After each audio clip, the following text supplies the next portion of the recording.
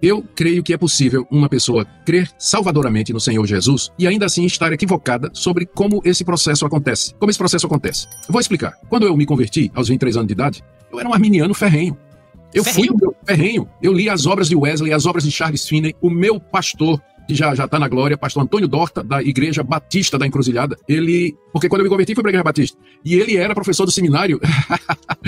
Esse batismo salvo, eu estou garantido, fui batizado quando criança e batizado depois de convertido, né, na Igreja Batista. Por ligação, registre-se. Ligação, tô seguro aí. Antônio Dorta era um homem muito capaz, pastorzaço, mas arminiano, seguidor do reavivalismo de Charles Finney. Ele me deu Dorte no nome, hein? Antônio Dorta, tem Dorte no nome. Ele me deu a coleção completa dos sermões de Wesley, encadernado de couro vermelho, uma coisa linda, linda.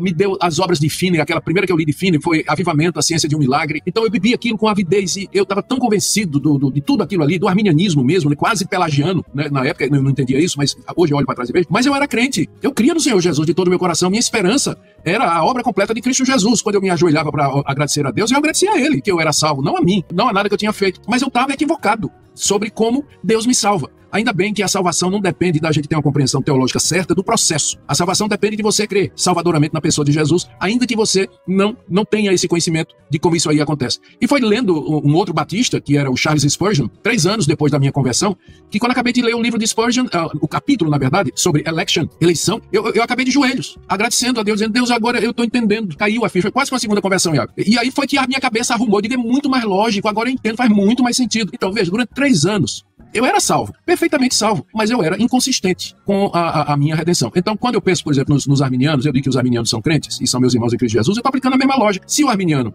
diz que a salvação é pela graça mediante a fé no Senhor Jesus e que o Senhor Jesus é o seu Salvador, eu não duvido, eu não questiono isso, porque eu sei que é possível você dizer isso e ainda assim você você tem uma visão inconsistente e incoerente com isso que você está dizendo. Que seria, no caso, você dizer que o homem, de alguma forma, ele vai participar, ele vai dar a contribuição dele, ele pode por si só, mas é mais pelagianismo, ele pode por si só se converter, se arrepender e tudo mais. Então, eu uso a mesma coisa com relação aos meus irmãos pentecostais, é claro. Todo pentecostal verdadeiro, todo crente verdadeiro que é pentecostal, ele vai dizer que é salvo por Cristo, pela graça de Deus, só que a teologia e a prática dele é inconsistente com isso aí. A maneira como ele prega, a maneira como ele quer ganhar discípulos para Cristo, como ele ora, acaba sendo inconsistente, o que não anula a genuinidade da sua fé. Então, essa é a minha perspectiva a partir da minha própria experiência. Por isso, eu me recuso a dizer que os arminianos, quem é arminiano vai para o inferno, quem é pentecostal vai para o inferno. Eu acho que eu estaria contradizendo o que Deus fez em mim e meu entendimento de que o reino de Deus é maior do que a gente imagina. É maior do que a gente imagina. Então, é isso aí.